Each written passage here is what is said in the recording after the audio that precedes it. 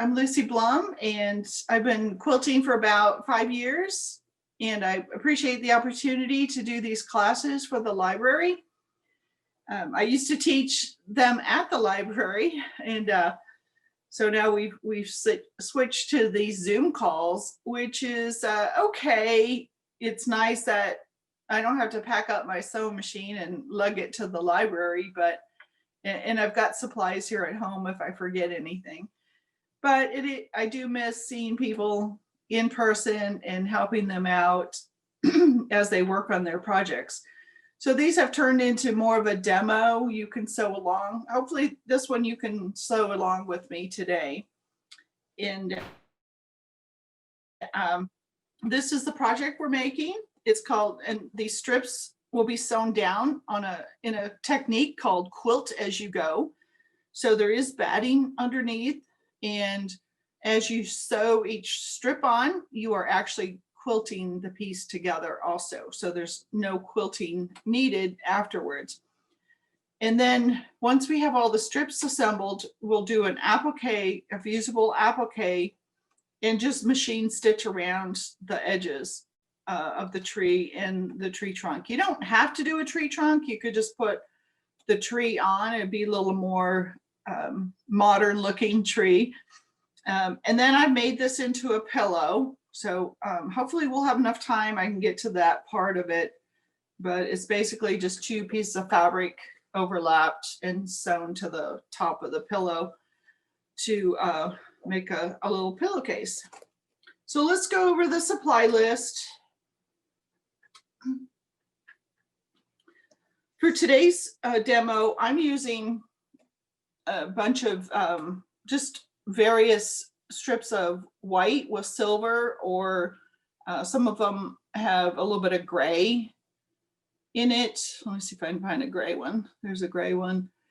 So silver or gray. I thought that would be a nice wintry pillow.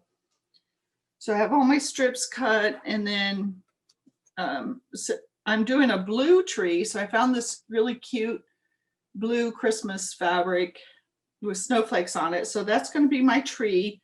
And then just to kind of keep in that same color scheme, I'm going to use blue for my tree trunk. And then you'll need a piece of batting. So I have my batting at about 18 inches square. And then because we're making a pillow, I like to do a lining. So this will go in behind the batting, and we'll quilt right through that. So we'll have a whole sandwich, we call it in the quilting world.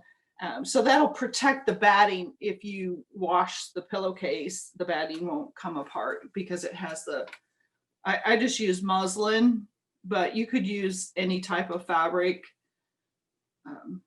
Any quilting cotton fabric will work.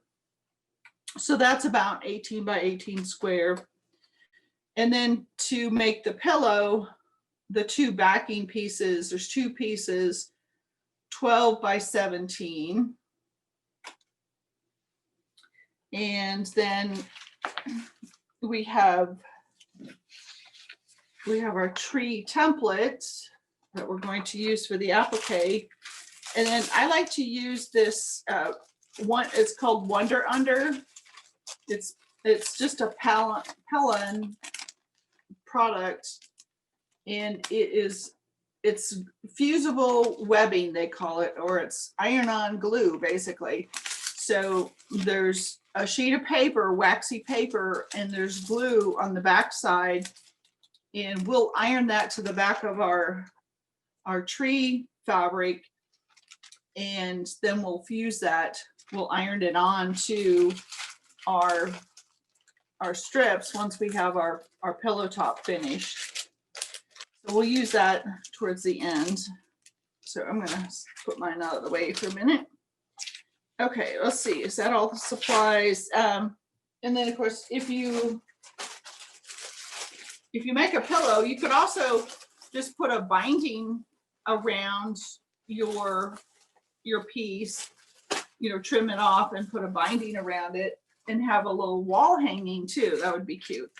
But This is a 16 by 16 pillow form. And you can make this quilt or this this top, this tree pillow, this pillowcase is basically what we're making. You can make it any size. You just have to maybe make your strips a little bit longer and your backing and your batting bigger. But I've written the instructions for a 16 by 16 pillow form. All right, so let's get started.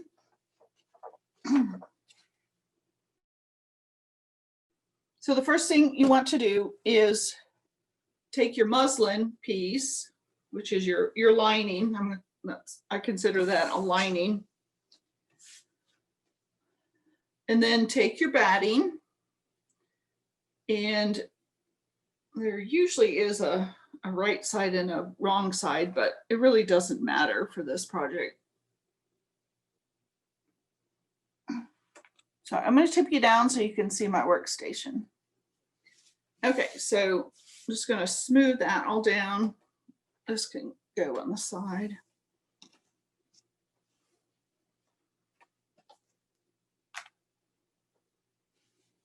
Okay, so I have my lining and my fleece or my batting down. You could also use Fusible fleece. That's another product that I use for pillows and for bags, things like that. If you used a Fusible fleece, you would fuse it to your lining fabric. So you would iron, on the Fusible fleece, there's a glue side. One side has glue on it. So you would iron the lining to the glue side of your Fusible fleece. Okay, so it's going to be pretty easy here. And I just need to decide which one to start with. So I'm going to pick one of my strips. And for a project like this, I like to start in the middle.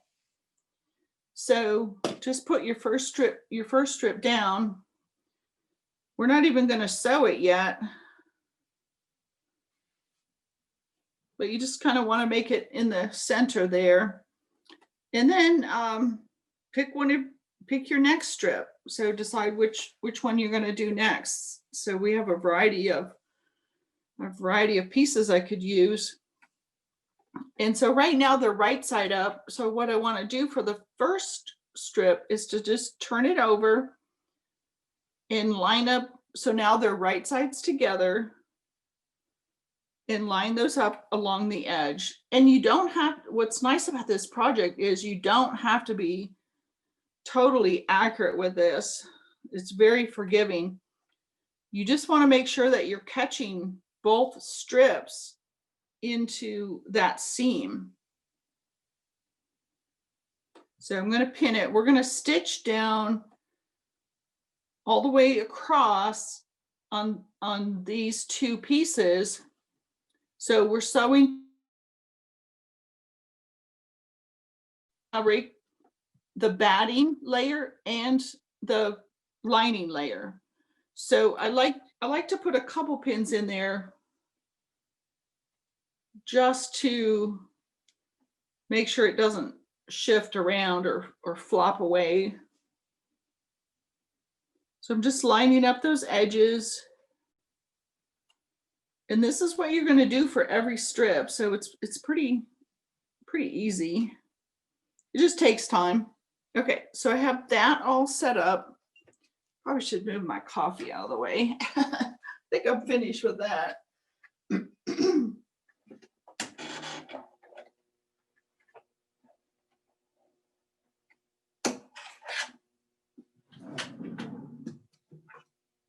Change out my foot here real quick on my machine. Okay. So let's move you over to the machine.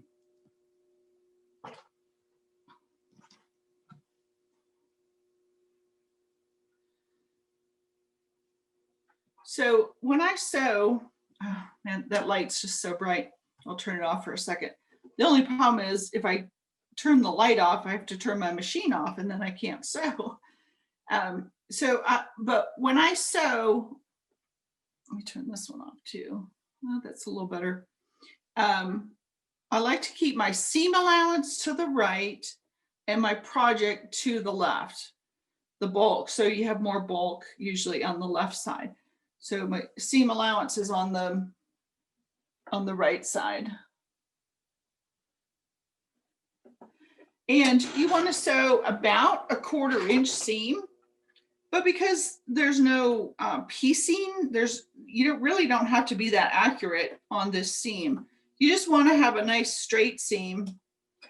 And because we're going to sew this into a pillowcase, you also don't need to do any back stitching at the beginning or the end. So I'm just going to sew about a 1/4 inch all the way down, making sure that I'm catching both pieces.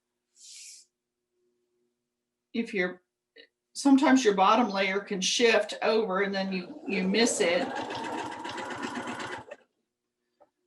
I'm also going to loosen up my presser foot tension. So there's a knob on the top of your sewing machine usually. Let me see if I can show that.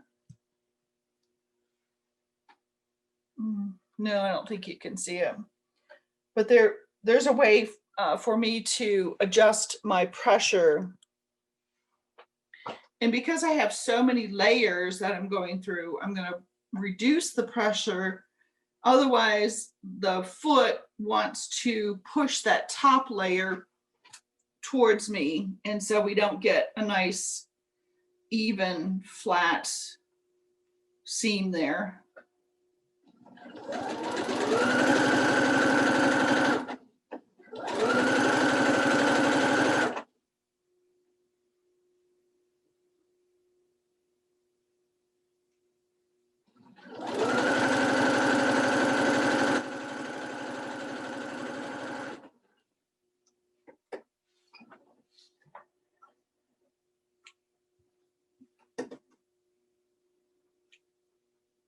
And you can trim your threads now, or you can wait till you get all your strips sewn on.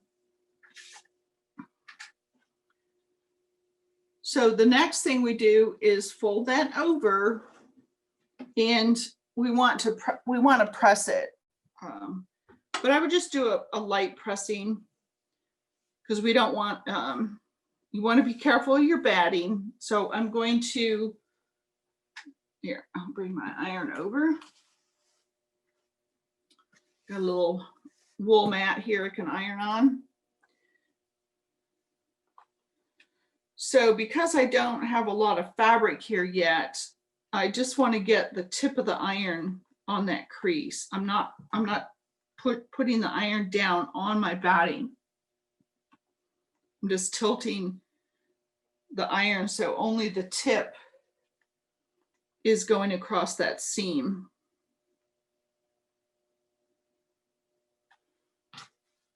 And you almost don't have to iron this. It would still work if you just kind of what I call finger pressing. So if you just put it down on your mat and just kind of press it with your fingernail. There's also these little, where's my roller? There's little rollers you can use too.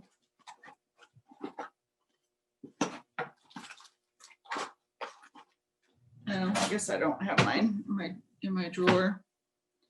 But you would just, it's a little wooden roller, and you just use that to push down on the seams. Somebody also gave me this little wooden thing, which would work also. Just coming, it just helps. Use a piece of wood instead of my fingernails to press that. Okay. So then you want to pick your next strip, and I've got quite a few variety here. I may not even use them all, but I just wanted to make sure I had a variety of of strips. And some I cut you know, about 1.5 inches, 1.75 inches, some I cut 1.5 inches. And you just want to vary the widths. You can make them a little wonky. And what I mean by wonky is you would, instead of having them the same width all the way across, you would cut at an angle. And that works okay, but you just have to remember that if you cut pieces on an angle, then your strips are going to start to vary. And I did that a little bit on my first pillow. So if you look at this red strip, it's thicker on this side than on this side. The width is wider, but you have to offset that or just know that. So up here, then I did the offset by making this strip wider at the on the one side and narrow on the other side. And same thing here with the blue. It's thicker here and thinner there. So you have to offset those, otherwise your stripes start to go on a hill instead of straight across. But you don't have to do that.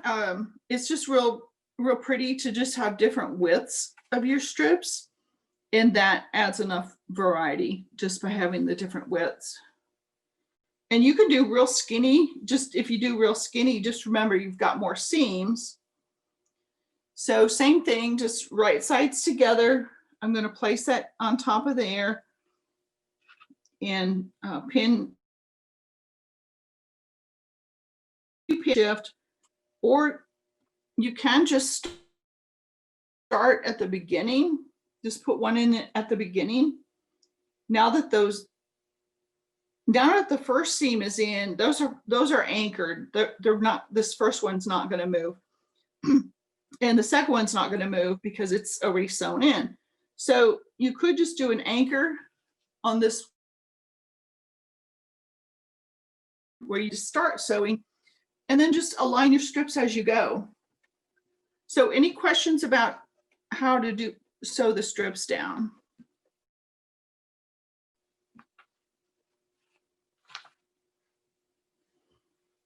Okay, and is anybody sewing along with me today?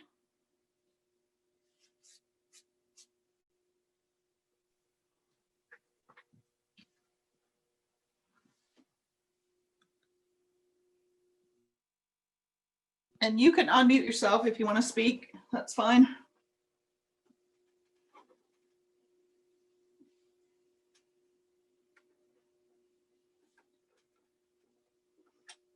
Okay, so I'm going to probably go fairly quickly through the strips here because it's just repeating the same step we did. And we want to get this finished so we can put the tree applique on. So I'll probably just rush through this a little bit. But feel free to ask questions if you have any.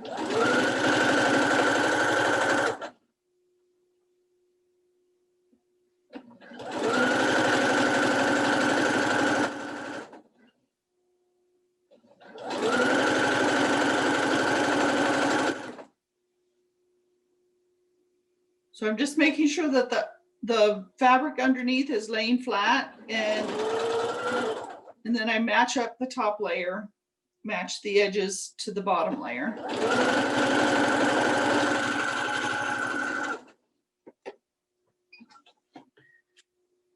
And on my first pillow, I did lay out my strips in advance. I decided what order I wanted to go in. But these, because they're all white with silver or white with gray, I really don't have to figure out the placement. On my red and white and green one, I wanted to make sure that I didn't end up with several green pieces next to each other. So I'm just going to come in here and randomly pick. I do want to press this. It's not laying flat, so I'm going to press this again. Because let me slide you over. If it doesn't lay flat, you could end up with a little I don't know if you can see, see it's not laying flat, so it's kind of bubbling up here. And if I sewed the next strip on, this fabric will be bunched up here. So I just want to make sure it's laying flat. This one has a lot of glitter on it, so it's not behaving. It doesn't fold down as well as just regular fabric because it has that glitter. So you'll find some fabrics have, it's almost like a painted, there's like a layer of, the design is laid in with paint. And so you have to be careful when you iron that, and it doesn't press as well. It doesn't press as well with just finger pressing.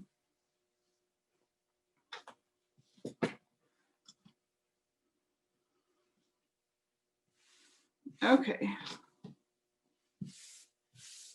I'll make sure everything's laying flat. What should I do next? Is this one? No, I think I was going to use this one. Has little faint trees in it. It's kind of cute. Use that one. So right sides together. Now, if your strip starts to go, I say wonky, it's just not straight. It's not creating a straight line. So I know this is a straight line. So if I lay this down, kind of pull it straight, lay it down, and my strip is starting to bow in the center by just a little bit, just like 1/8 of an inch. So I'm going to pin it there. And then when I come to that area, the top piece is away from the bottom piece by a little bit. But as long as you're catching both pieces in the seam, it doesn't matter if they're lined up exactly. The goal is to make sure your seams are going straight across the batting. And because we're sewing strips, it's easy for them to get off a little bit. So basically what I do is just kind of true it up if I need to. And you know, you could take a bigger seam. So if you want this bottom strip to be a little bit skinnier, just take a bigger seam. You don't have to use a 1/4 inch seam on this. But whatever you like, if you use 3/8 of an inch, just make sure it's 3/8 of an inch all the way across.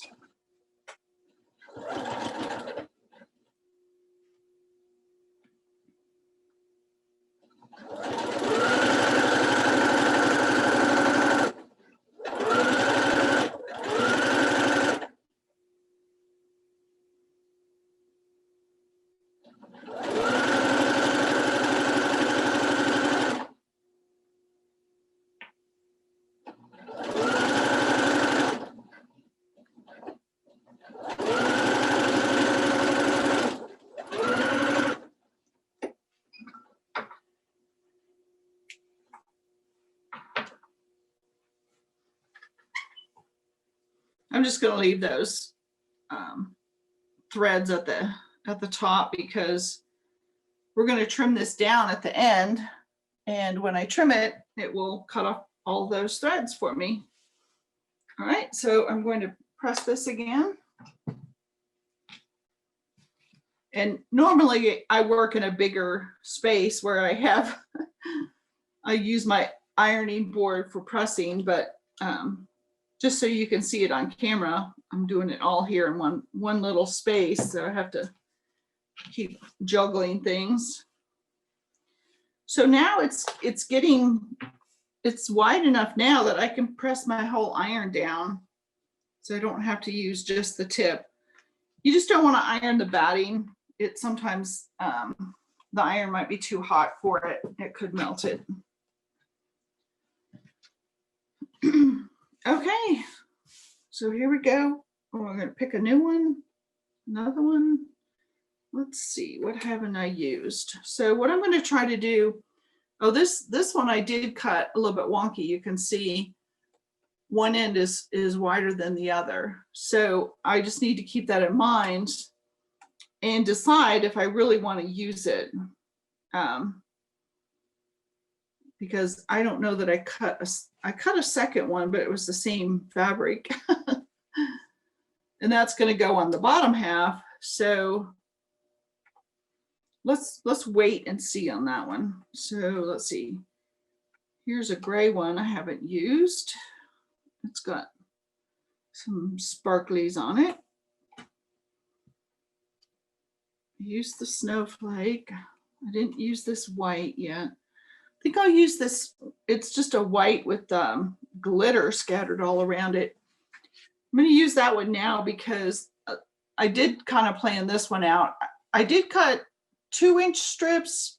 I like to put wider strips at the top and at the bottom because we're going to trim down this piece and we're going to have a seam allowance when we make the pillow. So I like to put a wider strip at the bottom just to give me a little more working room, and then I don't cut into a seam, another seam. So I'm going to use this white glitter now because I'm going to use it again at the top.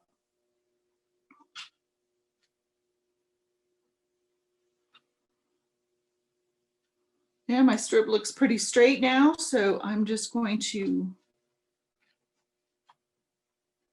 pin at the start of my strip, and then I'll line things up as I sew.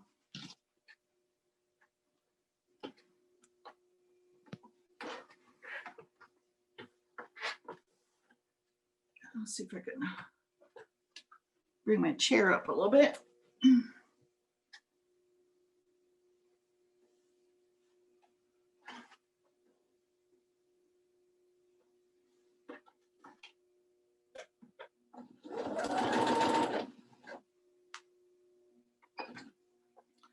I also like to do my needle down as I'm sewing. That way, if I have to lift the presser foot up to readjust any of the fabric, I don't lose my sewing line. The needle will hold the fabric in place, and then I can pick up my stitching right from there.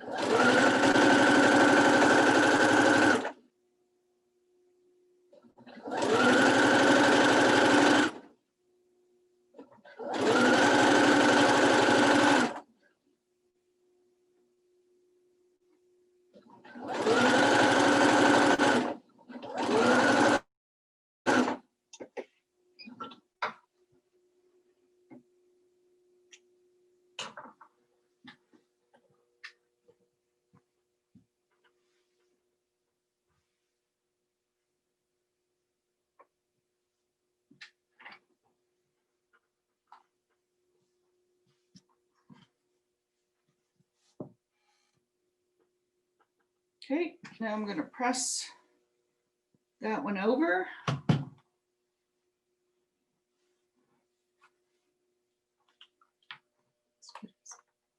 Start in here. And I'm trying to be a little bit gentle with these particular fabrics because all this glitter is kind of glued on, so I don't want to melt the glue and make it all and it all comes off. Okay, so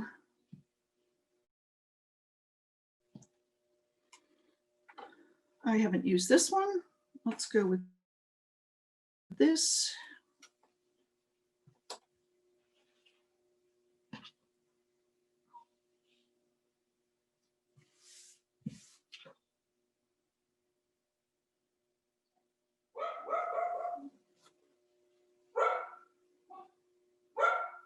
And my strips are pretty straight still, so I'm just going to pin at the top and then line things up as I sew.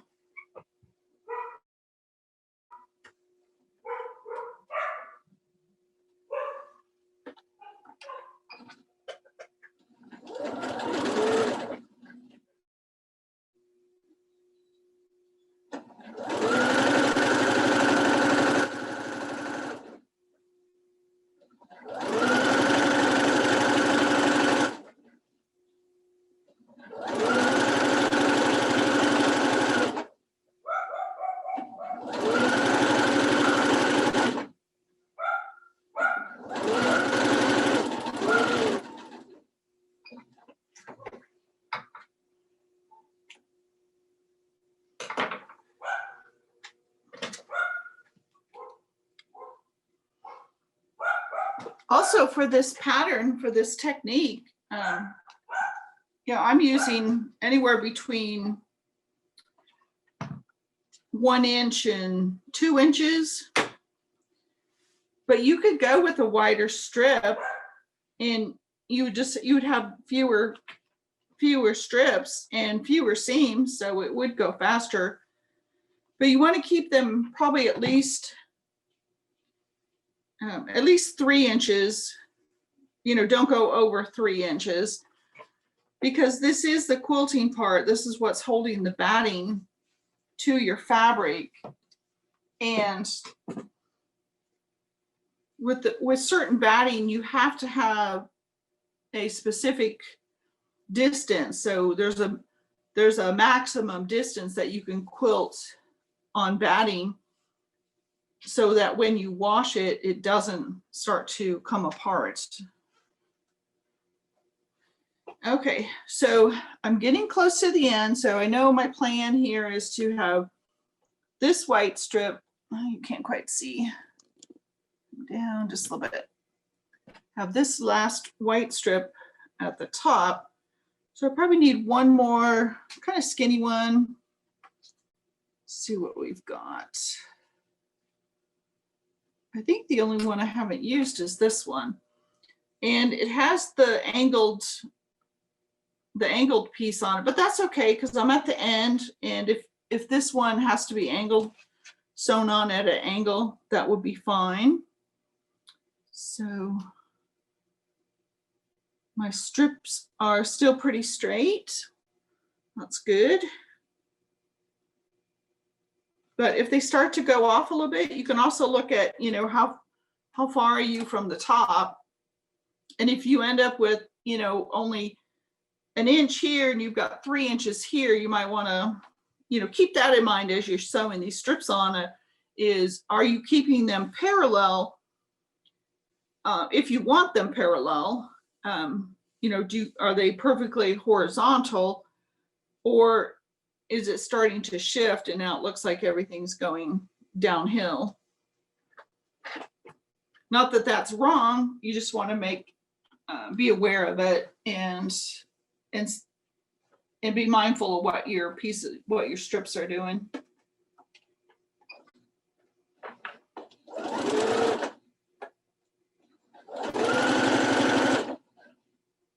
And we're sewing these, strips on horizontally. And that's how I place my applique. But there's no reason why you couldn't do the strips. Come up a little bit. Oh, sorry about that. Turn your piece vertical and put your tree this way too. Or, say you put a Santa or a snowman or something on it. They don't have to be, they don't have to stay horizontal. For me, it's just easier to sew them on. But because the piece is square, you can turn it the other way.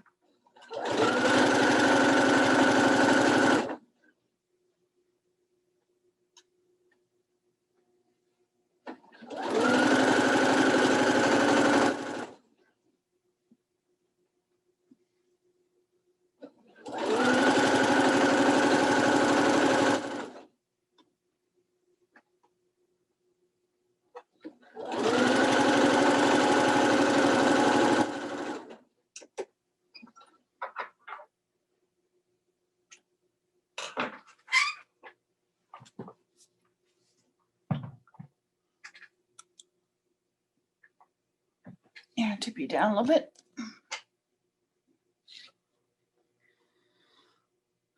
I need a remote control.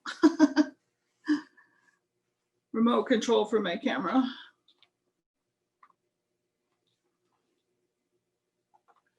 It's on the other side of my desk and my sewing table, and it's hard to reach sometimes. I almost feel like my tension is a little too tight.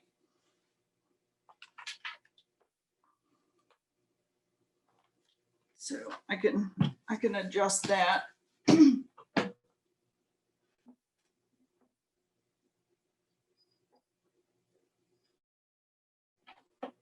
So I'm getting some, it's gathering up on the back. Not that it's a bad thing, it's just that's the back side. So it'll do that sometime, get that crinkly look. All right, so we're ready for the last piece. We're doing on time. Good so far.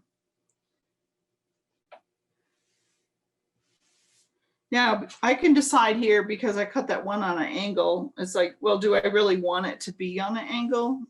So I could straighten my next piece, and then when I fold it over, I should have plenty to work with. You know, so because that's the only one that's angled, it might look a little weird, but I think it will be fine. So I'm going to leave it angled. That'll give me a little bit more working space at the top, more fabric at the top.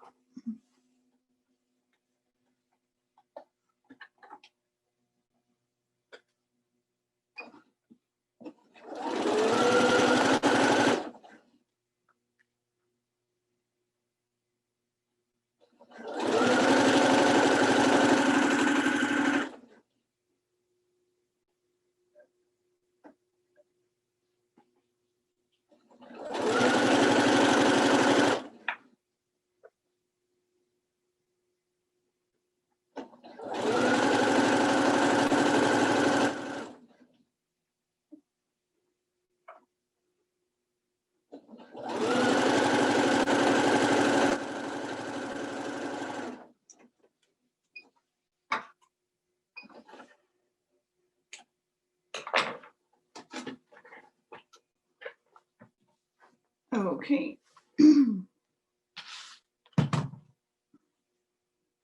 Okay, that's our last piece for this side.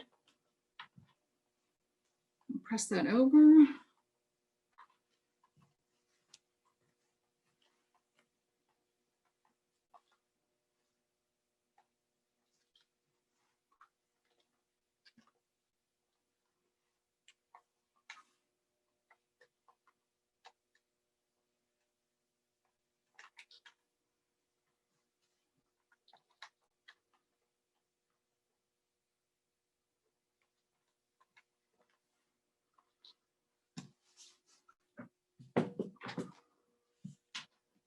And there we have the 1/2 done, whether it's the top or the bottom, doesn't really matter. So now I'm going to just turn it around and work from the center again, just like I did for the other side. And I really don't need to concern myself with what order they are. I could put really anything, any order, anything next. So let's go with, we did the snowflake last time. So, and then we'll have another piece of this swirly too that needs to fit in on the, going that way. So because this was in the center, I'll have an extra strip or two. So let's go with kind of like this one next to it.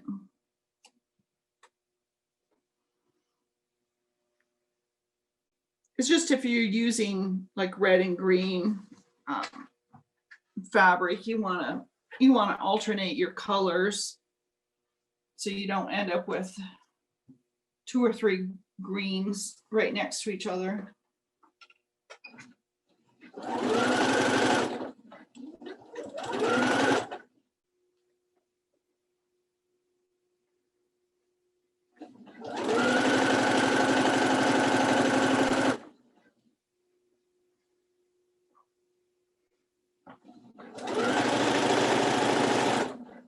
Okay, just making sure the back is smooth, the batting's smooth.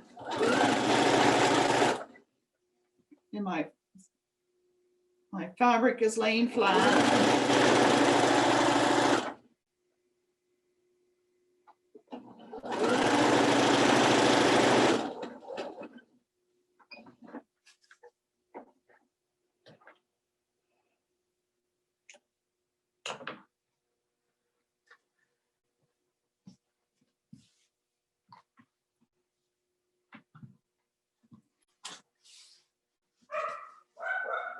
Okay, so I'm gonna fold this over and press it. So pressing will be a lot easier now on this side. You just want to make sure you stay off of the batting.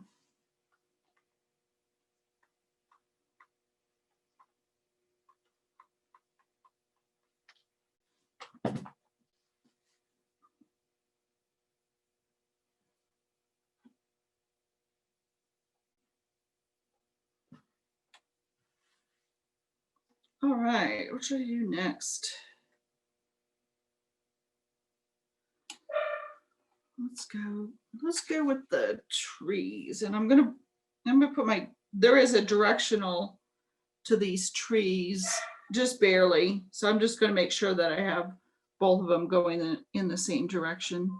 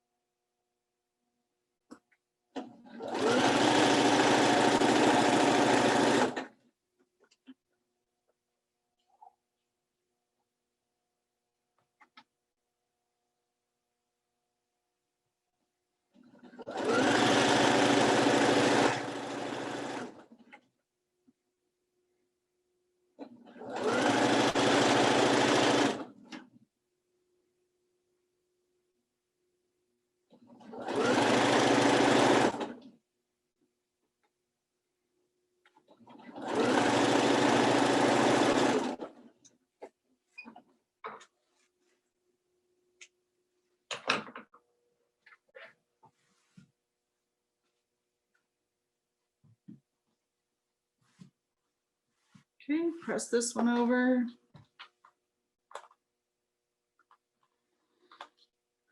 And let's see, I think I'll do the snowflake next.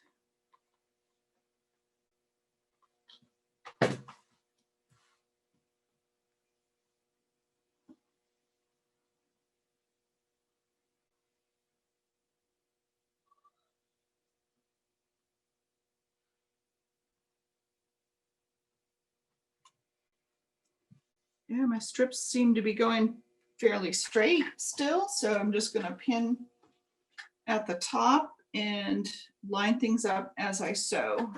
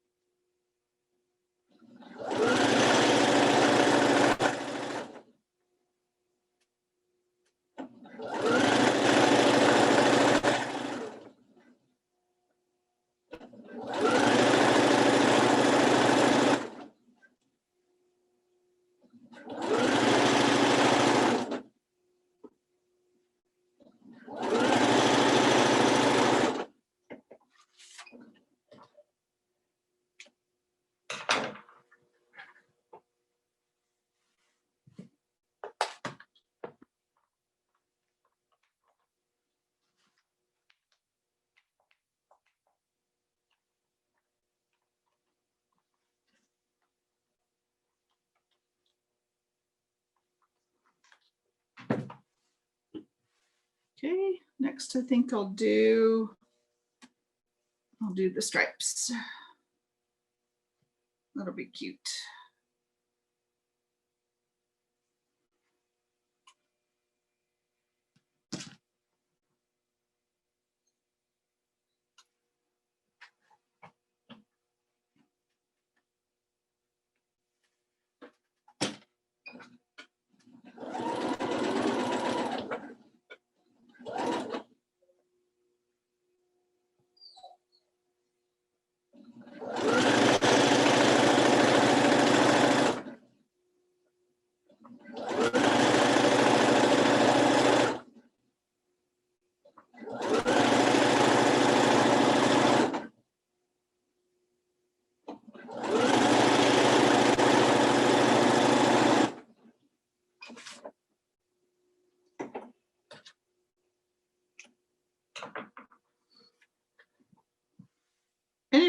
your seams get a little wobbly or don't go perfectly straight, this pattern is very forgiving, because when you fold these over, you've got a little bit of give with the fabric, so the fabric should just conform to your line. And then you have an opportunity to straighten things out on the next strip. I just love this technique. And I created this pattern just from an idea I saw online. So I wonder if I can avoid using that. I might have to use, yeah, I think I can avoid using this white glitter strip because I'm going to put one at the end. So I think if I put this one down and then this one, I'll just need to put this the final white one at the end. I think that should be fine. This is the square is an inch extra. So we're going to trim off about a 1/2 inch on each side. So it's a little forgiving. You know, we've got a little bit of extra fabric there just to give us some wiggle room. Because things don't always come out exactly even. Like on this side, I've got extra hanging over.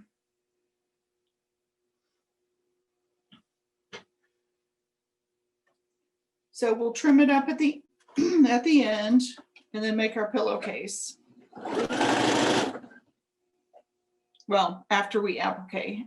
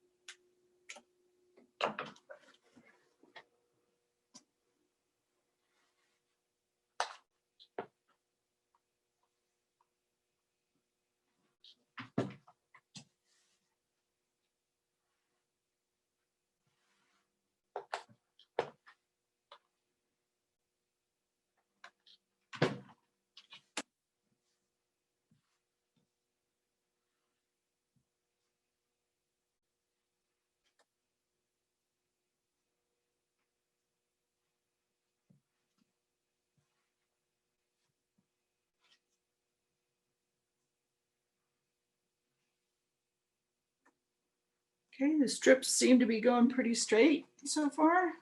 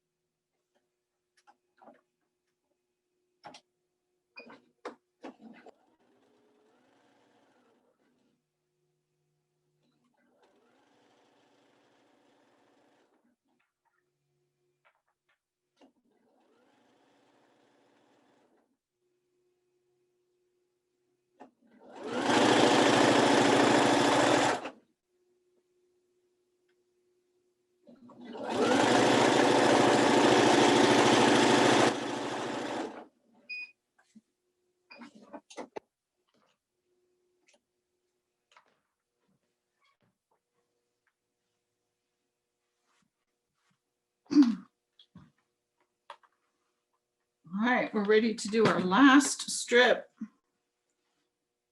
And I'll just want to make sure that it covers all my, so the batting is probably a little bit extra. So I just want to make sure it comes down to my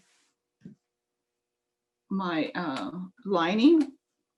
So if I sew a 1/4 inch seam and fold it over, oh yeah, that's perfect. That's plenty. A little bit extra.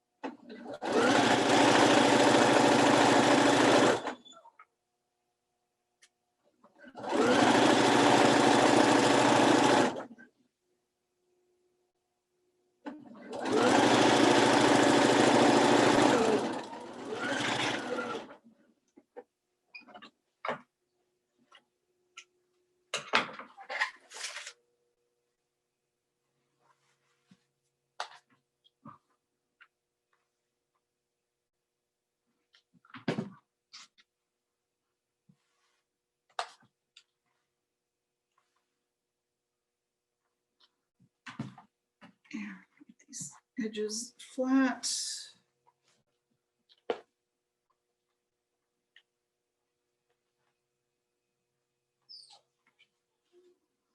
Okay, as soon as I'm done pressing here, I'm going, let's take a like a 2 or 3 minute break. My dogs are wanting to go outside and my husband had to work today. So I'm just gonna let them outside and then I'll come right back. So there we go, that's so pretty. I'm gonna love this silver, this white and silver design. Okay, so let's break for just a couple minutes and I will be back shortly. Just set this aside for a second. We're going to work on preparing our tree applique. So you want the fusible web, the Pellon Wonder Under, and you want your tree template. Kind of hard to see with the light, but the lines are pretty faint. So the template paper goes down, and then, oh, actually, I've got a little angle here. I'm going to turn mine upside down. And so you want to leave a little bit of an edge around your pattern. Enough room where you can cut and you're not cutting right on the line. And then I just take a pencil, just take a pencil and I'm going to trace those lines. And once we iron this onto our fabric, and I'm not being precise here, you could take a little ruler and draw those lines straighter. That's how I created the pattern, was with the ruler. But sometimes it's just kind of cute to have inconsistent lines, so it looks a little more hand-drawn, handmade.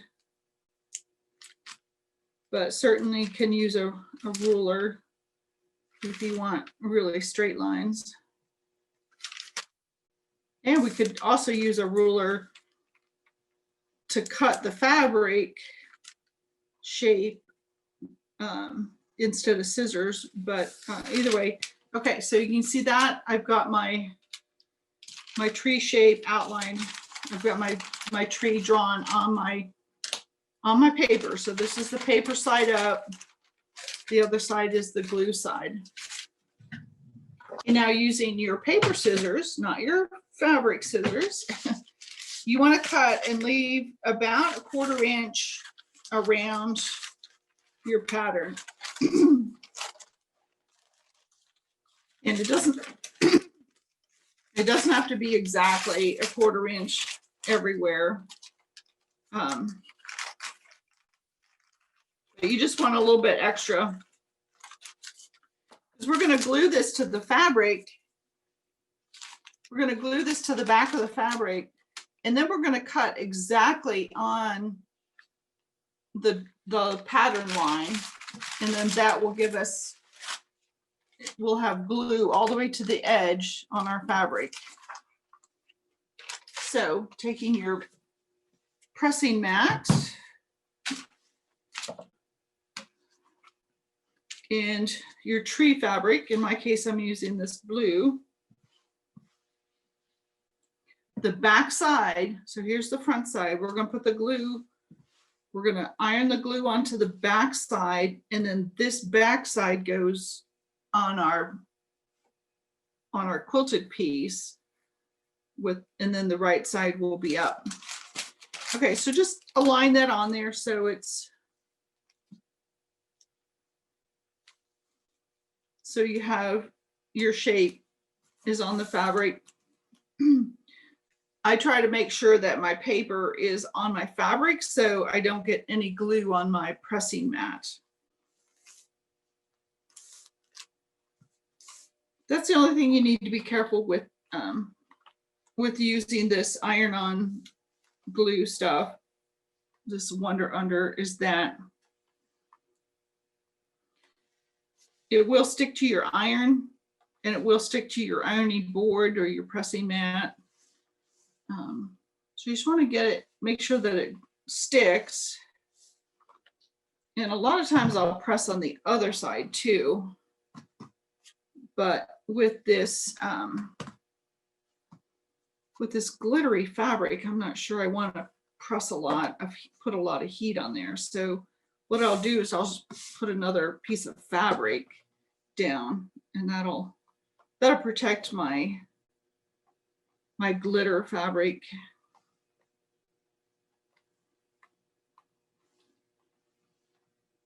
So you're just wanting the iron to melt the glue. If you were on the previous class when I worked on the pumpkins, I was having a hard time with the glue sticking. But on smaller pieces, it's more of an issue. But I think I just wasn't putting enough heat on it. But okay, now take your fabric scissors, or you could use like I said, you could use a ruler on your, if you use a rotary cutter and a ruler.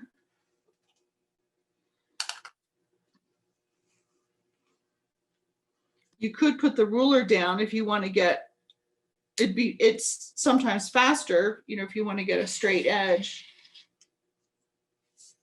Just put the ruler along the pencil line on the pattern, and then you have a nice straight edge. But the scissors cut pretty straight too, so, and if you don't follow that line exactly, it's no big deal. It's just a tree. It's going to still look like a tree if you miss some of your lines.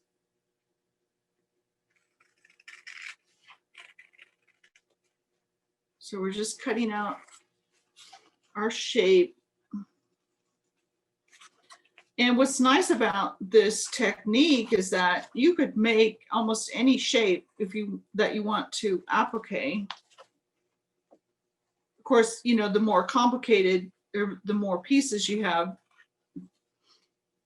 the harder, or not harder, but it'll take longer to sew the applique down. So you could do a Santa or a snowman. You could do, I've seen some cute applique snowflakes. Again, that's pretty simple because it's all one piece of fabric. You know, you don't have multiple pieces, it's just one piece, but there's a lot of edges to stitch down. So it would just take longer to sew down.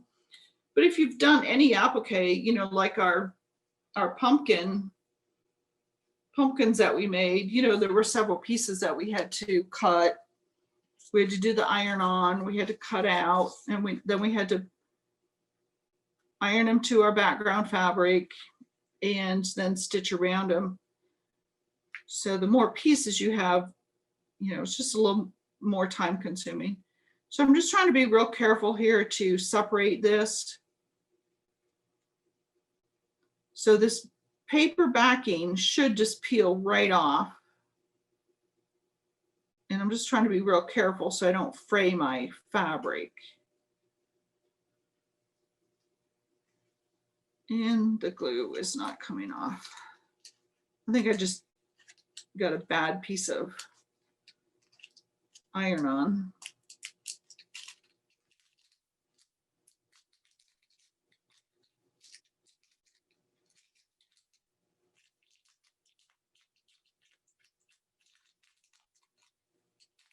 Usually once you get it started, it comes off pretty easily, but this one, the glue just won't stick to the fabric for some reason. Could be the fabrics too. A lot of times fabrics will have, they'll have sizing in them or starch, and you know, maybe that also prevents the glue from sticking as well as it should. Or I didn't iron it enough. You know, that could be another issue, is that I just didn't give it enough heat to really melt it onto the fabric. Or I'm putting too much heat on it and it's melting back onto the paper. It's all just kind of trial and error. I just play around with it till I get it to work. But as long as you've got some glue on there, that's the main thing. And if you didn't want to do this, the iron-on stuff, this is such a simple shape. You could just use a glue stick and put glue along the edge of your tree, just so that the edges are, if the edges are glued down to your background fabric, that's really all you need. I like this method of doing it because then the center is also tacked down for the future. So when you wash it and stuff, you know, it's not gonna get all wrinkly or bulk up or get wavy on you. Yeah, that's coming off better now. So I think I just didn't have enough heat on it. Just gotta really melt that stuff on there. Okay, so I have all my papers off.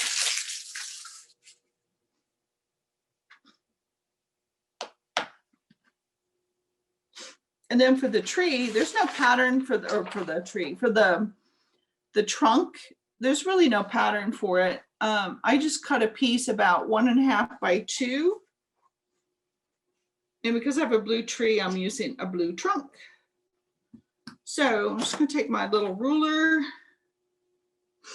and I'm just gonna cut a little triangle here.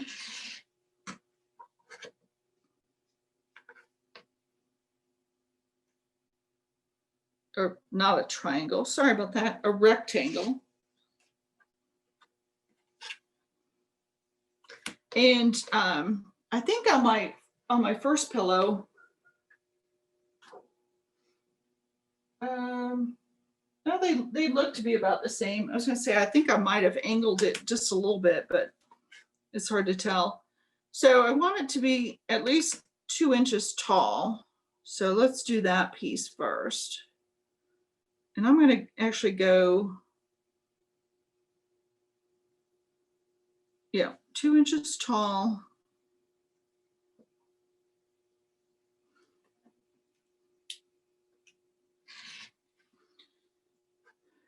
And then 1.5 inches wide.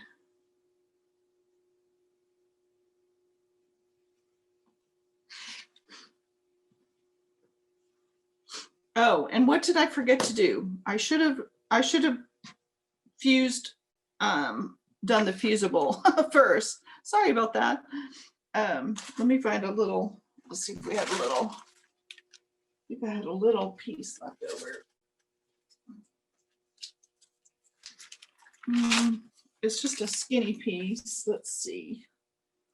That would work though, if I do. Okay, so I'm gonna do this over. So I'm gonna go a little bit more than 2. I need 2 pieces because they're not wide enough. Okay, so can you see, let's move over the, so what I should have done is put the fusible down first. And what you can do here is just put these side by side.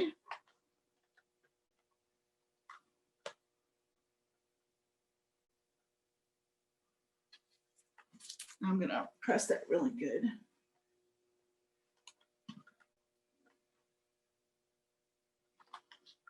Okay. And now I want to cut my 1.5 by 2. And I'm going to do mine just a little bit of an angle. So my trunk is going to be a little bit wider on the bottom. So it might be more like 1.25 at the top. And 1.5 at the bottom. I think that'll be cute, something different. Okay, so I just need to trim this up now.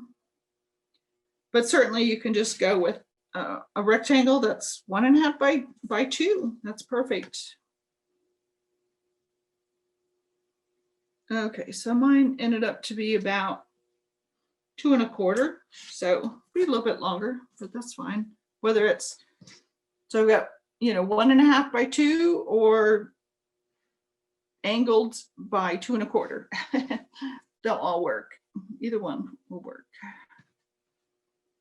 Okay, so finish with that. My scraps out of the way. Those are scraps. Okay, so same thing. We need to be able to pull off this paper. Because I used 2 papers, now I've got a little place to start it in the middle of my fabric rather than on the edge.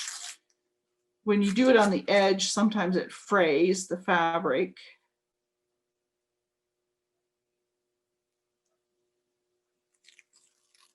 There we go. Okay, now the next step, and I would normally do this on a bigger ironing surface, but I think this will work. Just got to keep in mind where everything is. All right, so you decide what's going to be the top and what is going to be the bottom. And then I just kind of eyeball it because we are going to trim it a little bit, but it doesn't have to be exact, but you can usually just kind of eyeball it on where things go. So I want to make sure I do my trunk first, and I want to make sure I don't have it too far down, too close to the edge, because we don't want to chop any of it off. So the other thing is that's pretty centered right there. So that looks like a good spot for the trunk. And then we want the trunk to be under, just slightly under the edge of the tree. Just so the edge of the trunk stays down. Now this is, so the overlap, it's like hitting right on a seam. So I may not want to do that. So I've got lots of room at the top. So maybe I'll just bring my tree up just a little bit and then move my trunk up so it's tucked under there. And if this one's on the edge of a seam too, but that's okay. That one's a lot smaller. So just want to kind of get it centered. Maybe it's too long. Maybe I want it a little bit shorter. I can tuck it up some more. I could trim it off with the scissors.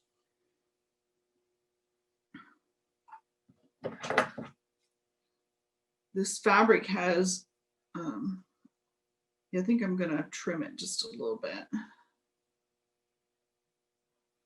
There's lines on it, so I wanna.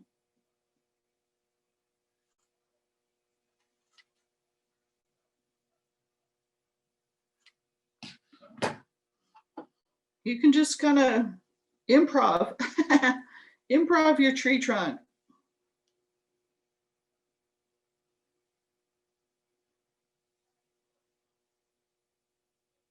Can just be a little, pine trees don't have much of a trunk down at the bottom anyway. Okay, so I just want to make sure it's centered though. I can kind of eyeball it, or I could get out a ruler, measure, halfway across the bottom here. So let's see, that's 6. So 3 3 would be a little bit over.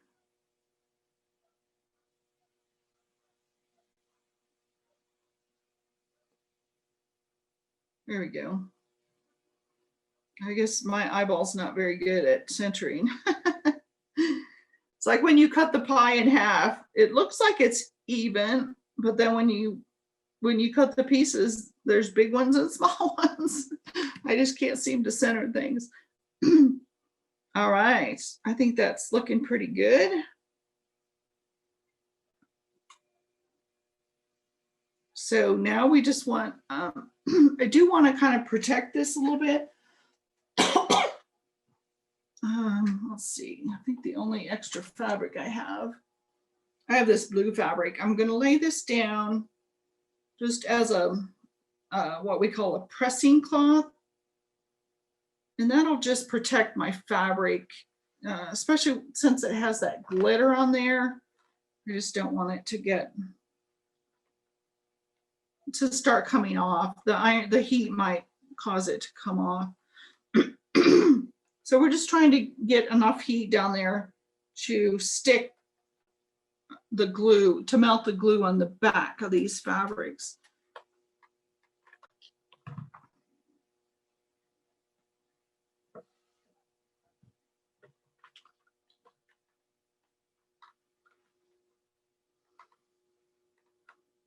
Another cute idea I thought of would be to make a little star, maybe take a piece of yellow fabric and make a little star to go on top. And then if you had beads or buttons, you could sew those onto your tree. Once you get it appliqued on, you could hand sew some little beads or buttons to work as decorations, little tree decorations. There, we just want it to make sure that it's sticking, and that looks pretty good. So move this over.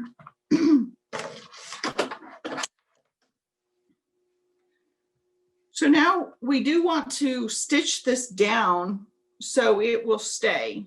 The glue eventually, but now this is going to be a pillow, so could get some wear and tear on the couch or or the bed, whatever. So you want to make sure you stitch it down so it doesn't start to come off. And because this is such a simple pattern, I just did a straight stitch about 1/8 of an inch in from the edge. And that's really all you need for this simple design. Other times, like when we did the pumpkin applique, let's see, I used a straight stitch on that one. I used a blanket stitch on, most of the time I use a blanket stitch on my applique. And what that looks like is, if this is the edge of your applique, if you can see that, a blanket stitch, it goes forward, then it comes over and catches your applique piece, and then it comes forward, catches your applique. I'm just trying to make this dark so you can see it.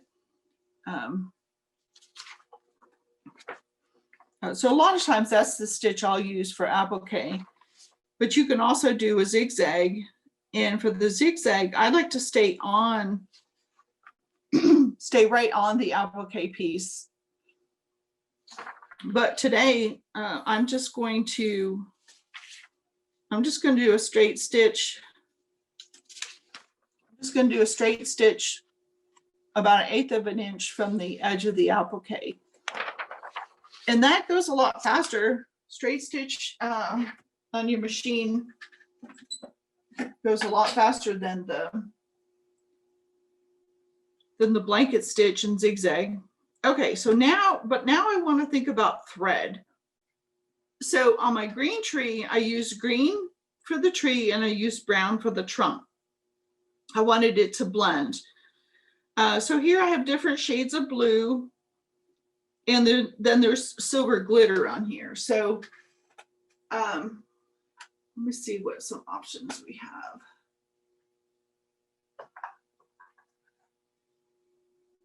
There's also metallic thread.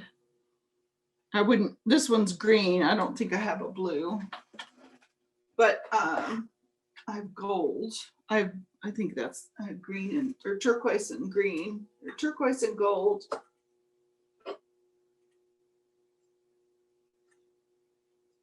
Let's see what color. So I might go with a light blue. I could also use like a gray. Gray is kind of silver color. Let's see.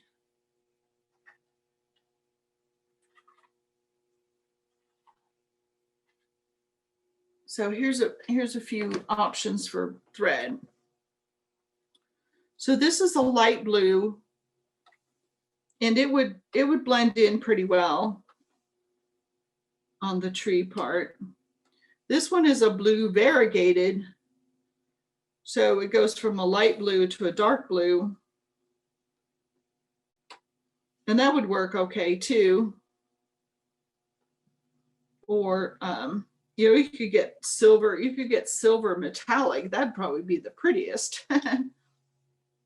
This gray would also blend in pretty well. Let's see. So I just kind of lay them out to audition them. I actually think this blue, let's see what else I have in the blue.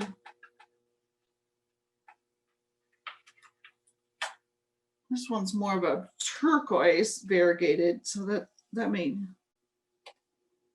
would also work too. That's kind of pretty. So you just have to consider, you know, do I want the stitching to blend, or do I want it to pop out? So if I used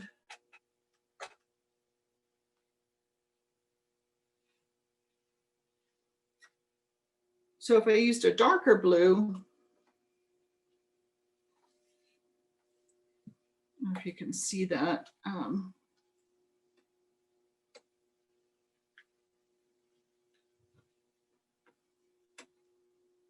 Move those aside. So if you can see the two threads here, if I use the lighter thread, it's going to blend and be more invisible. If I used a darker color, it's going to show up. So it's just a question of, do you want it to show up or not? And usually on applique, I don't want it to show up, but this is going to be a good blue for the tree trunk. Let's see, one little spot coming up on my tree. Zap it. Okay, so I'm going to change out to the light blue, and I'm just going to change my top thread, the bobbin thread.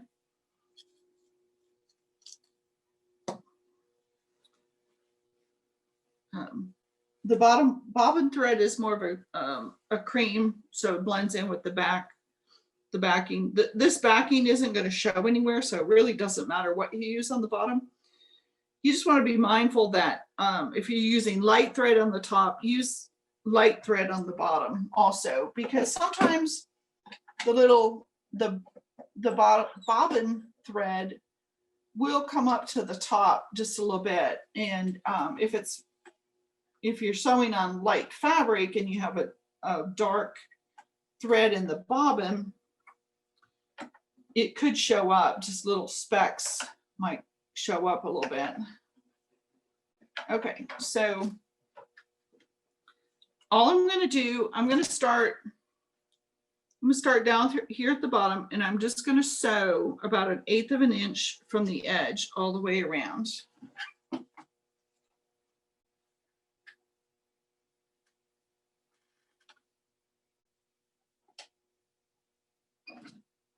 And I also like to pull my threads up to the top. So do needle down, needle up, and then pull on your top thread. Pull on your top thread. You can see here I brought the bobbin thread to the top, so it's not going to get bunched up in the bottom of my piece.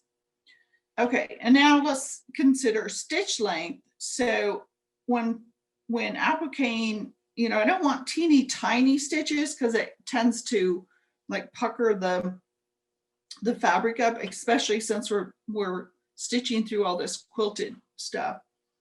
So I like to use a little bit longer stitch when I applique. So for my machine, it's either 2.5 or 3.0.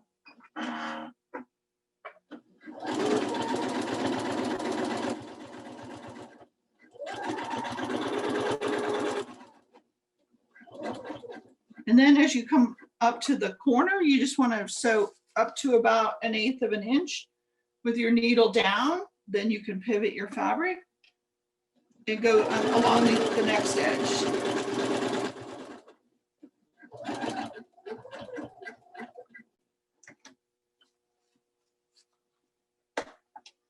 And just keep doing that all the way around your tree.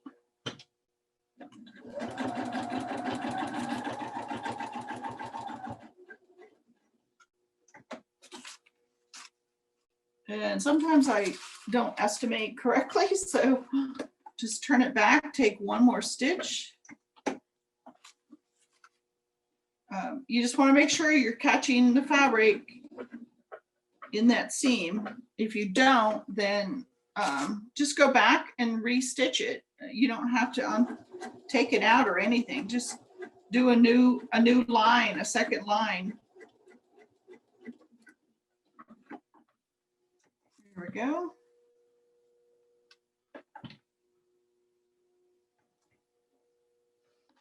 So another option, especially with this point, I'm gonna sew as close as I can to the edge, and then I'm gonna back stitch one. And that just tacks down that very tip, but I don't continue to sew along that very edge.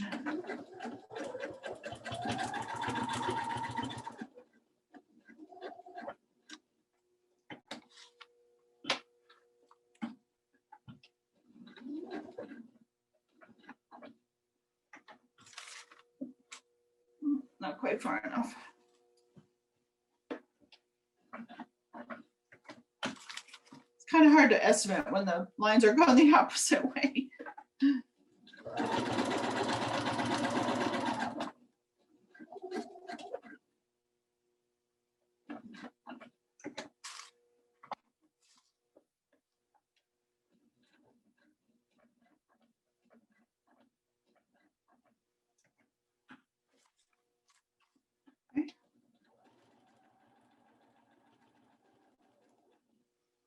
Okay, now I'm getting close to the beginning, and I'm just going to come here and snip off those threads.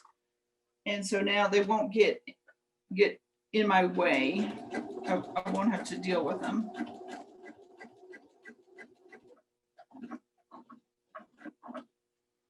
Okay, just going slow to the edge. And then you just want to meet up with your first line where you started sewing. I overlap a couple stitches, and then I back stitch a couple stitches. And that just locks down that thread so it doesn't come apart later.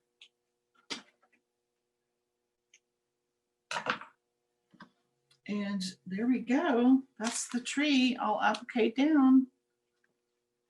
All right, so now I'm going to change to my dark blue thread and do the trunk.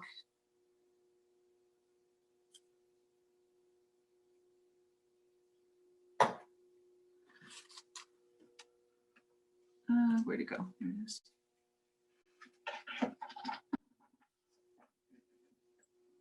Now, if I was doing a lot of applique pieces that overlapped, the perfect way to do them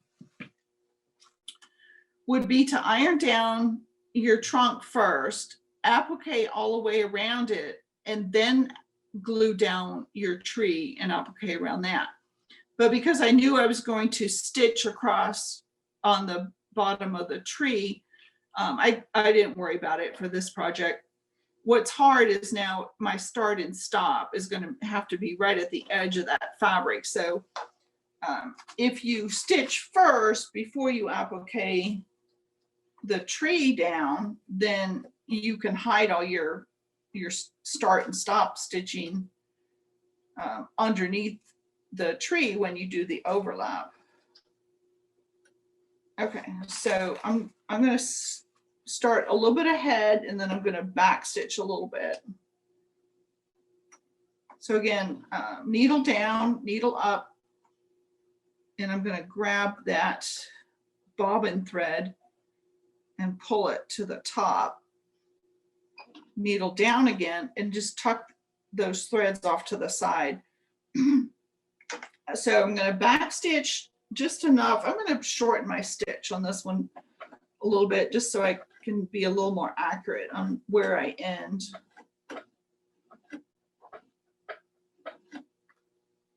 So if it looks like, so I'm just barely going to hit that. So I'm going to just scooch my fabric. I moved my fabric just ever so slightly, so I didn't hit the tree fabric. Okay, let's see. I think that's about right for turning.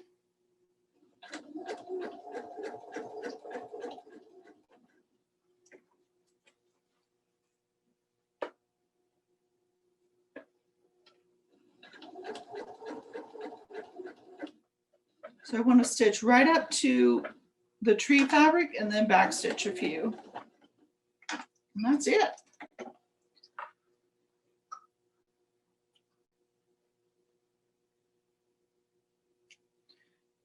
So because oops, forgot my bobbin thread. There we go. So because we've quilted the background first, we don't have to quilt anything in the tree.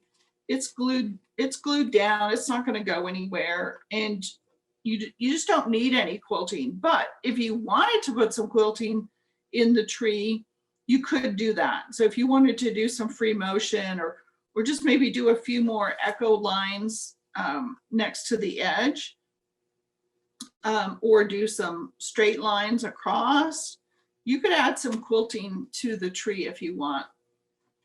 But that turned out so cute. All right, so next we're going to go on to, I'm going to change back to my neutral thread here real quick.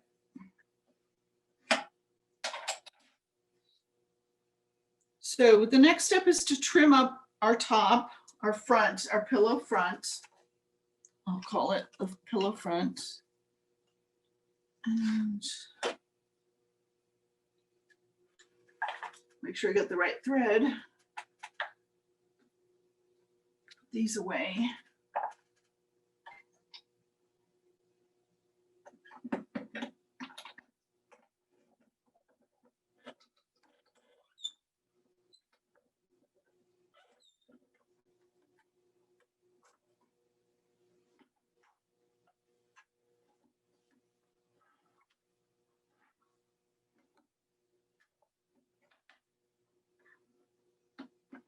There we go. Okay.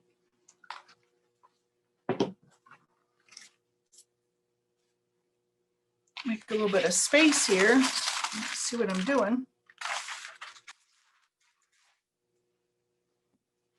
Don't need this.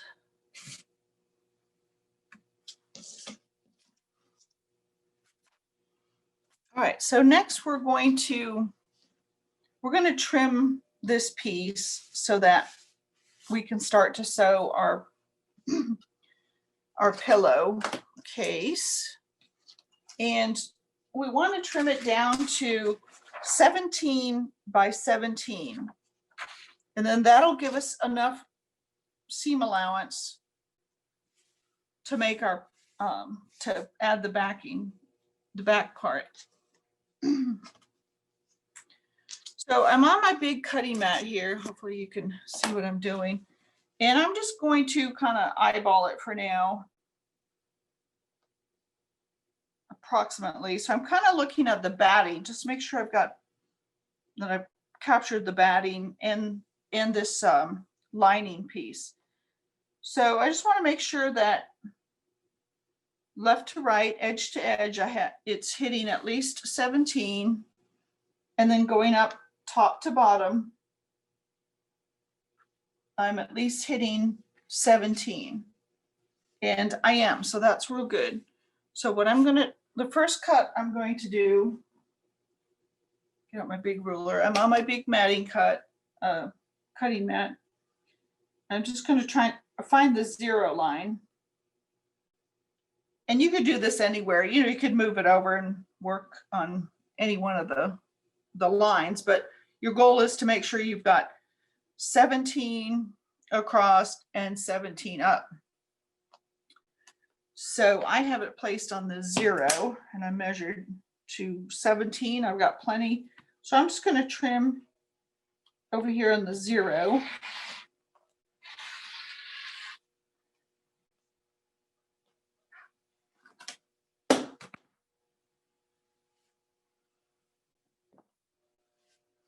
Okay, so I have a little gap of where I didn't pick up my lining.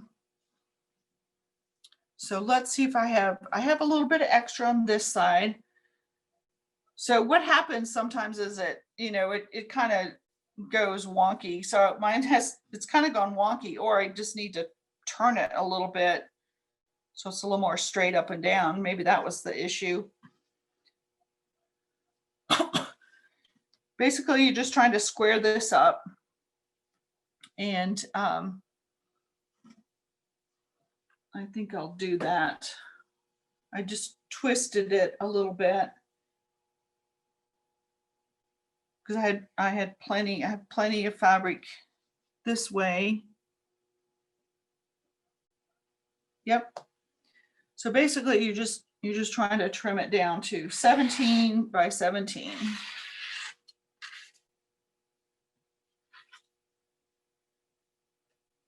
And now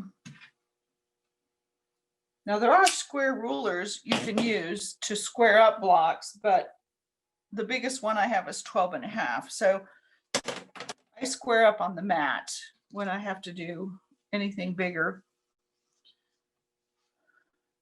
So now that I have that line figured out, now I just need to do 17 this way. So I lined it up. I'm left-handed, so I lined it up to a spot, one of the lines on my mat. I'm at the 20. So I want to trim this side at the 3. Another way to do it, if you don't have grids on your mat, is take your ruler, find the 17-inch mark on the ruler, line that up where you cut, put another ruler down here to mark it, and then turn this one, and that tells you where you're going to cut. But I have the lines on my mat, so I'm just going to use those. So I'm lining my ruler up. Probably can't quite see it. I'm lining my ruler up here at the top at the 3, and at the bottom at the 3 on the mat.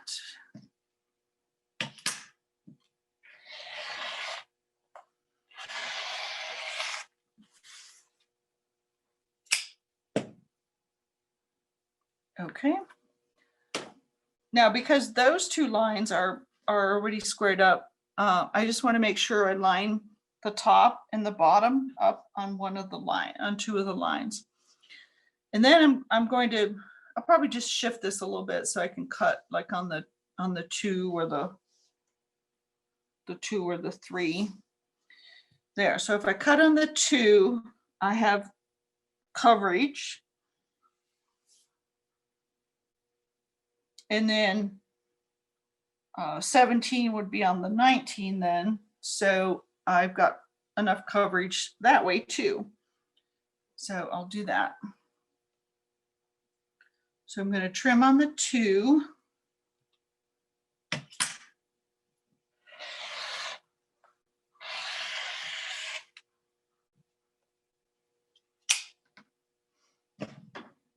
And I can cut from the right side, but not with this cutter. So I turn it around.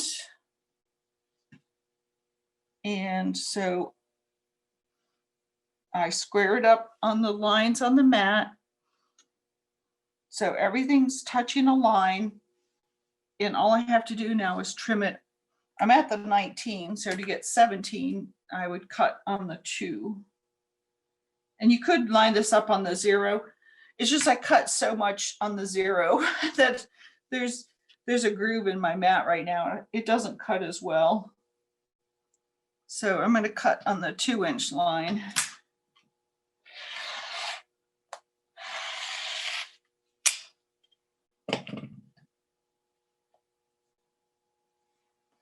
Okay. So there's our top all lined up, all squared up. The next step is to get our backing ready. And so in order to do the overlap method, I had you cut 2 pieces. So one will overlap the other. And I have quite a bit of overlap here. So you could reduce that. The more overlap you have, the harder it is to put the pillow in.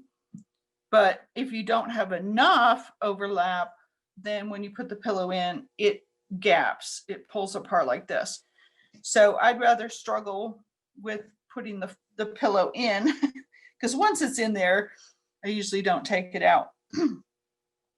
But first we have to finish off these edges. And I just do a hem stitch where you roll it about 1/4 inch and then roll it, fold it another 1/4 inch. And I usually press this with my iron, but I can probably just finger press it. And then you can use clips here or yeah, for something like this, I like to use clips. It's such a small fold that it's hard to get a pin in there. So I'm just going to like finger press this. And then you fold it over and don't worry about how big these are. You can make them bigger. I gave you there's plenty of fabric to do a little bit bigger folds if that's easier for you.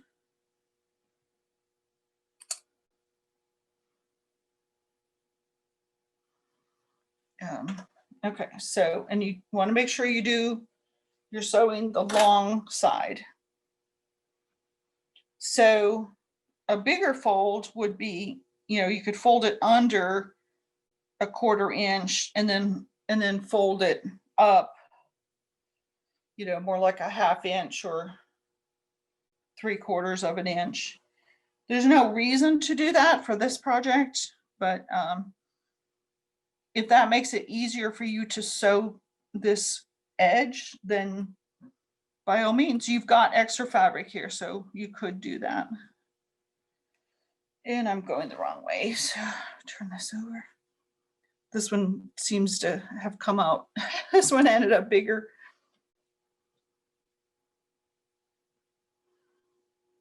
And I can adjust these as I sew too. I kind of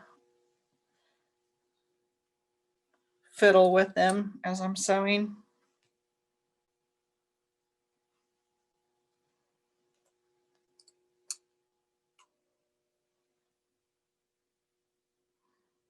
All right, there we go. So I'm just going to sew straight down that folded edge. We're on the wrong side of the fabric and put those both just so next to this folded edge, about 1/16 of an inch or 1/8 of an inch, whatever you're comfortable with. And I'm going to back stitch on this just so it stays in place while I'm working on the pillow. I don't want it to the stitches to start coming out.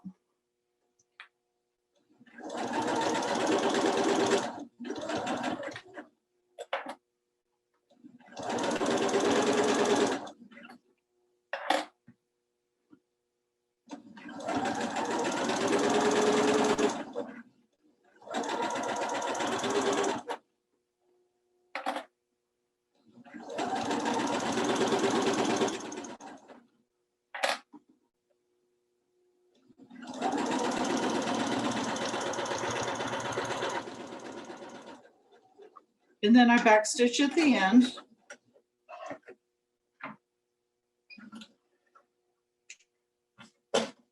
And I will trim my threads on this to get them on my way. So there we go. We have a hem stitch there.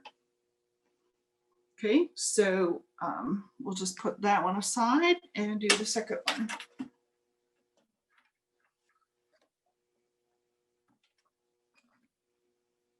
Backstitch a couple.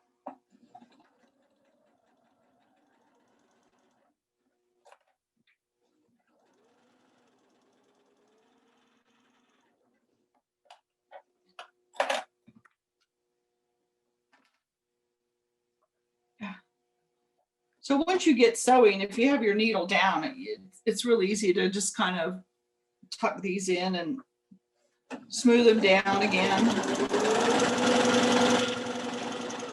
Ooh, almost went off the edge. I'm trying to hurry.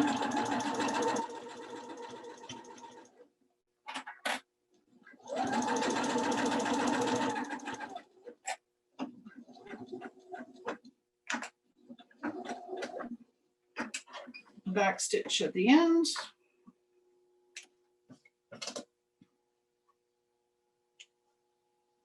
All right. Oh, we have about 9 minutes. Let's see if we can finish this up in 9 minutes. Okay, assembly. So we're going to put right sides together, so then we can turn we'll sew all the way around, and then we'll turn it right side out. And for this backing, for the pillow backing, it doesn't matter which one is on top and which one's on the bottom. Just, I think this one I did a better job of sewing it because I wasn't going so fast. So I'm gonna put that one on the bottom because that's the one that's going to show up on the outside of my pillow. And so you just want to just line up the edges, you know, maybe they don't come out exactly exactly flush with all the corners. So just get it so it's pretty good, just lined up pretty good. And I'm going to put pins in because I want to make sure it stays that this backing piece stays flat. I don't want it to be poofed up in the middle. Otherwise it won't lay flat when I put my pillow in. So those will be my my markers to help me judge if I'm keeping everything flat or not. If it starts to bunch up, then I want to deal with that before I get to the other corner. Otherwise your fabrics won't line up when you get around the next corner. So I'm just putting some pins in, like, you know, one where each of these overlaps. I'm putting a pin in.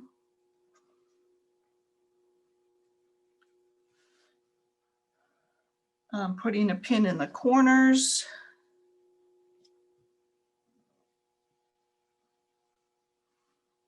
That should be good enough. I like to pin. I could put a couple more pins in here. It just really helps keep everything lined up, and you don't have to worry about the fabric slipping and shifting.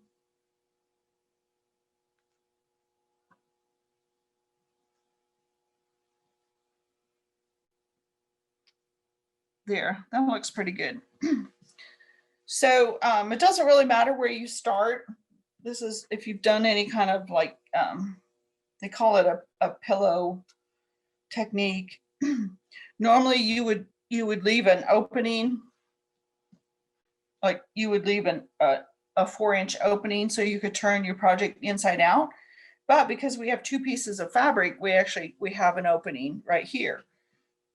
So that's what we'll use to turn it inside out. So what's nice about this pattern is that you just have to sew all the way around and you're done. Well, you have to turn it right side out, and we'll trim our corners.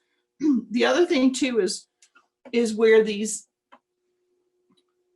backing edge overlaps. I'm going to do reinforcement on those because they get tugged on and stressed when you're putting the pillow form in your pillowcase and when you're taking it out.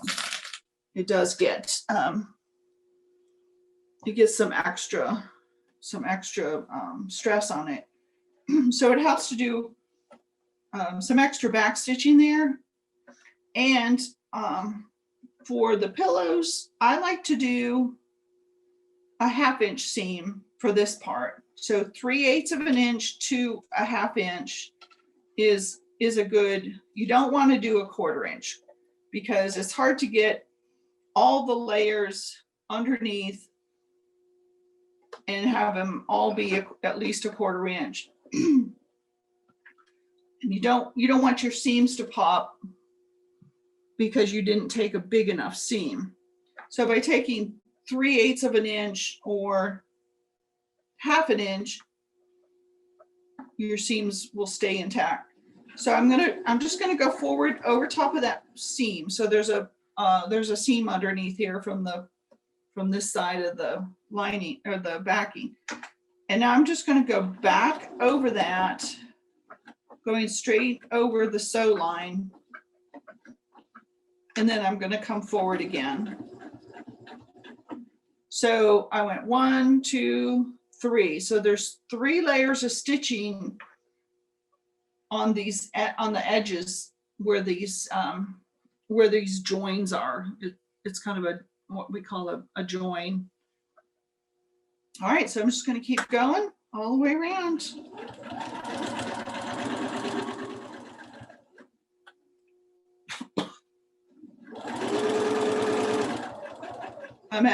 So I'm at the next join and I'm going to go across. I'm going to back stitch over top of my stitching. And I go back about a 1/2 inch or so. And then I'm going to come forward again. And that's just a reinforcement seam. And you'll see when we put the pillow form in, how nice it is to have that. You could also back stitch at the corners a couple. Those are like not, when you push them out, sometimes people will accidentally poke a hole through there. So having reinforcement out the corner also helps too. So just a couple back stitches there. That just helps prevent the fabric from popping out of the seams.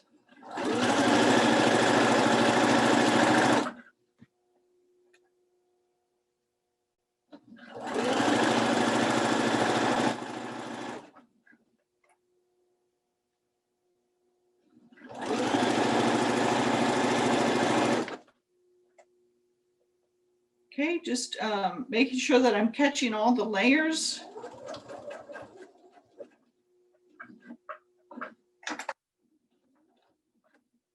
Reinforcements. Turn.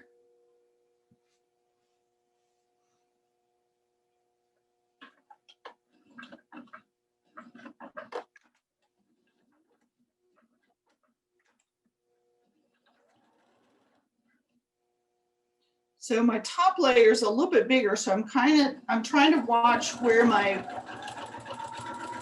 background layer, or the bottom, I guess I should say the bottom layer, where the bottom layer is, to make sure I'm doing a 1/2 inch seam. All right, I'm coming upon one of these joins. So I'm going to backstitch to reinforce that.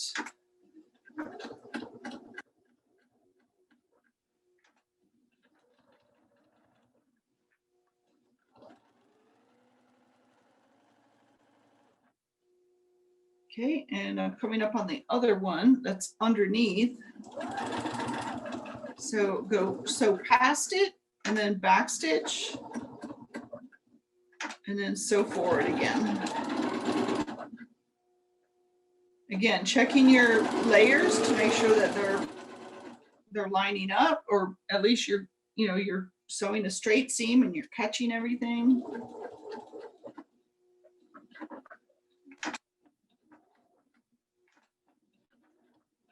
Oops.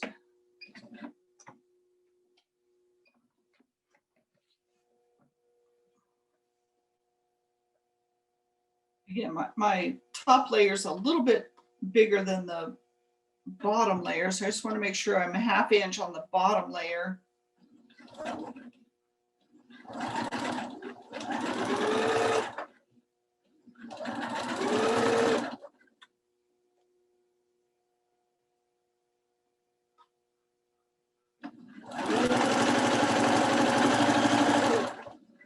There, now they're even.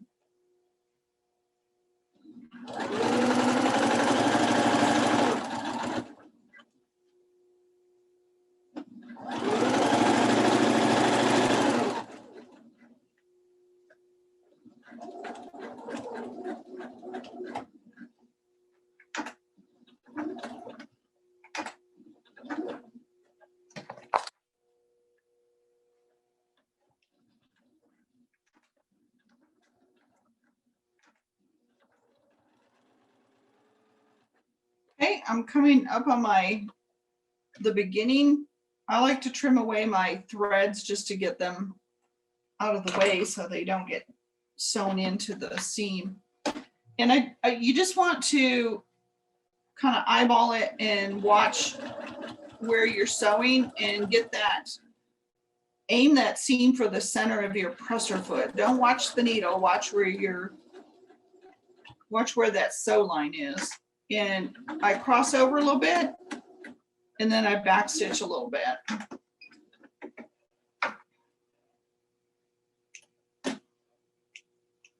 Okay, so we're done sewing. Now we're just going to turn this right side out and put the pillow in. So I like to trim my corners, but don't cut them too close or your fabric will pop out through that seam. So I go to about 1/8 of an inch. You're just trying to get rid of some of that bulk. You could also trim a little bit extra, just angle it a little bit on the edge there. That also helps. You're just trying to reduce some of the bulk in that corner.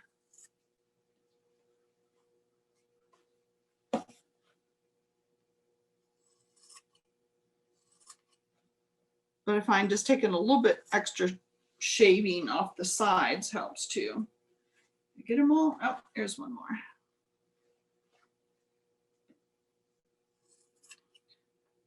Because you have all the batting and the lining and the top and the back fabric, you really want to get rid of as much of that bulk in the corners as you can. Okay, so now we just turn it right side out. I like to poke the corners out with my finger, and that usually works pretty well. And these pillowcases are pretty easy to turn. So there's one side. I poke the corners out first to get that while I can reach them. Just kind of poke your finger and pull down on this fabric. And if they don't quite come out all the way out, then I'll use something, like I could use this wooden stick to kind of get in there and help push out that corner. But a lot of times I get my thumb right up in the corner, put my finger on there, and just turn the fabric, and then push it with your finger, and that usually does the trick for this type of project. Now, I normally would fold this over and maybe press it with the iron, but we're running over just a couple minutes, so I just want to finish it. So I'm going to put the pillow form in. So I'm just kind of finger pressing it here, making sure that everything is pushed out all the way.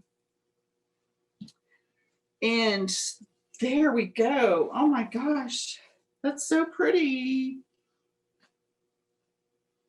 Oh, the other thing too is, I don't know if you noticed the way I laid down my fabric. I had my tree, you know, going this way, and I laid my fabric so the overlap was also vertical. Your overlap could go the other way. It just tends to work better if the overlap is vertical. Okay, so this is how I like to put the pillow in. I'll take the top flap. I'm gonna call these flaps. Don't worry about, don't pull your corners out, but just get that top flap out of your way. Now you just have a pocket, and I like to take these things off. So now you have a pocket, and you're just going to slip your pillow into that pocket like you would, you're just putting a pillow into a normal pillowcase.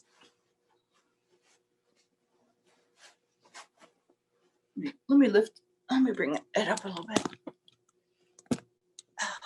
This thing is heavy. Okay, so stuff that pillow all the way down in there.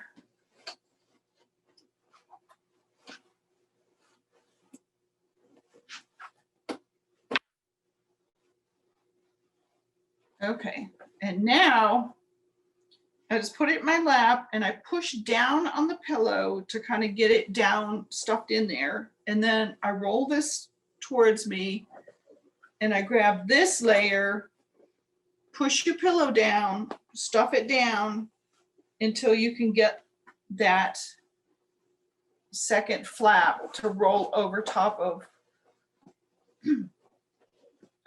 the front and pop out. So just trying to get my corners to go, the pillow to go into the corners.